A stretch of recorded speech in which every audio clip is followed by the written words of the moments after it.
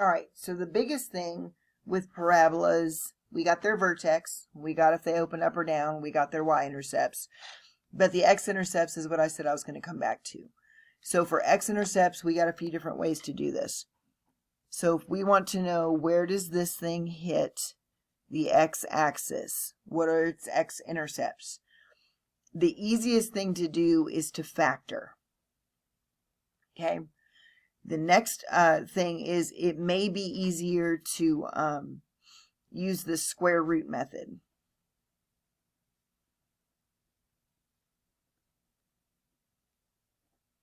And then the next thing would be to complete the square, so you could do the square root method. And then the last thing, and it'll work every time, it will work every time. The last thing is if you want to use quadratic formula. And I'm telling you, it will work every time. It just may not be pretty. Okay, so I'm going to give you an example, and I'm going to show you all 4 ways to do this. Okay, so the example I'm going to give you is going to be factorable. And I'm going to use, I'm going to use x squared plus 6x plus 5. Okay, so the same way that for y-intercepts, remember for y-intercepts, the coordinate was always going to be 0 some number.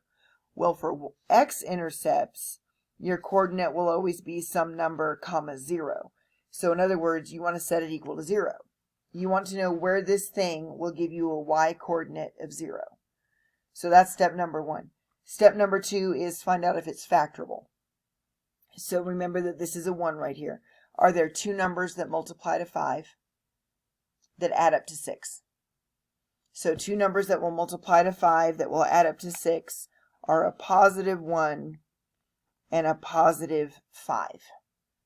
Positive 1 and positive 5. Positive 1 times positive 5 is 5. Positive 1 plus positive 5 is 6. Okay, so that works. Now, you've got this thing set up over here. I got this chunk right here times this chunk, and my answer is 0. So either the red chunk has to be 0 or the black chunk has to be 0. So we're going to solve. So I've got the red chunk. I wonder if you can be 0.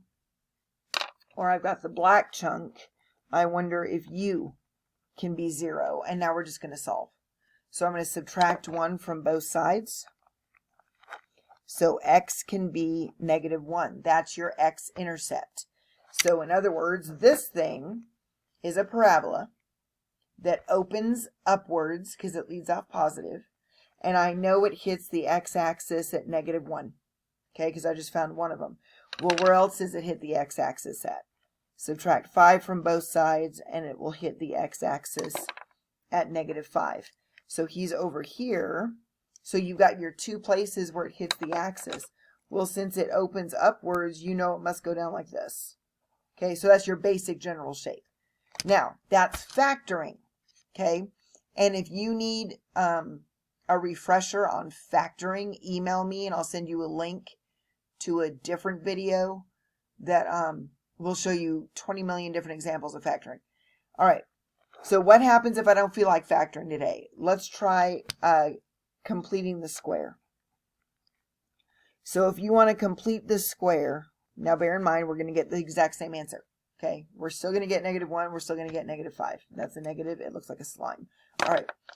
Okay, but your lead coefficient needs to be 1. Okay, and your middle term needs to be even. Now you can complete the square otherwise. However, it gets messy. Okay, so I'm just telling you, if you want to complete the square, if this is 1 and if this is even, then it's set up to complete the square. So here's what we're going to do. I'm going to kick my 5 over to the other side. Okay, so what I want when I'm completing the square is to get all my x's on one side and all my constants on the other. So I'm going to subtract 5 from both sides. So I've got x squared plus 6x is -5. So this is how you complete the square. Take half of what was your middle term. So half of 6 is 3. Square it. So half of 6 is 3. Squared is 9. So you just made a 9. Half of 6 is 3.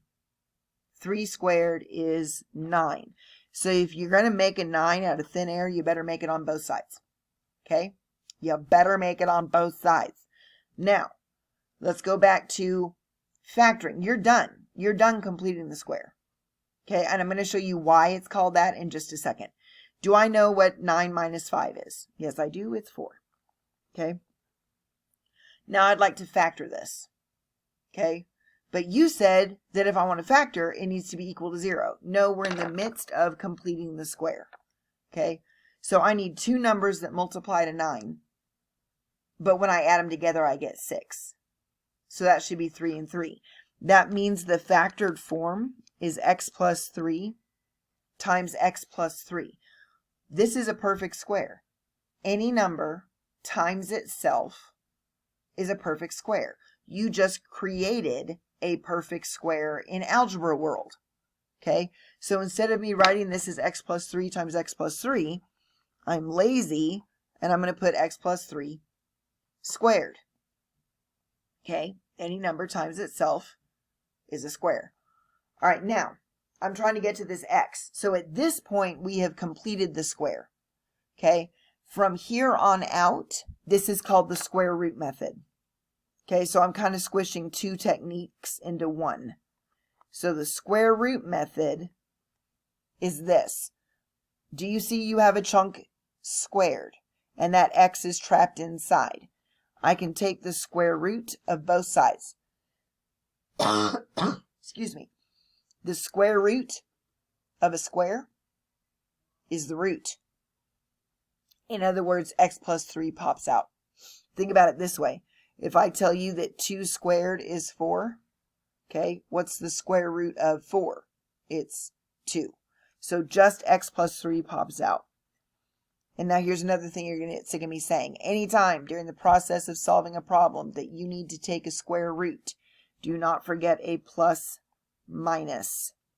Okay, so notice I'm putting the plus minus on the outside of the part that does not contain the variable. It just makes life easier.